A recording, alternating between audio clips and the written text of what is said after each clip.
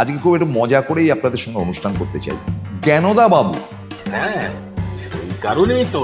বা জ্ঞানদা দিদি, কিন্তু এখনো ফিরছে না। এরকম ধরনের চরিত্র এই জ্ঞানদা বাবু বা জ্ঞানদা দিদি প্রত্যেকটি পাড়ায় পাড়ায় আছে, আপনার পাড়াতেও আছে।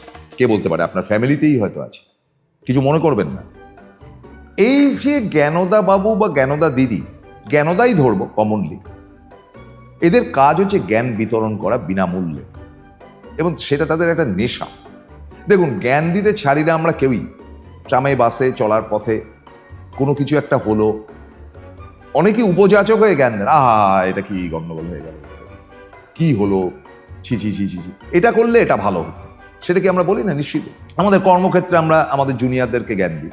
যেমন আমরা এই টেলিভিশন ওয়ার্ল্ডে আছি, তুমি এটা করলে ঠিক হলো না, একটু ভালো করলে ভালো।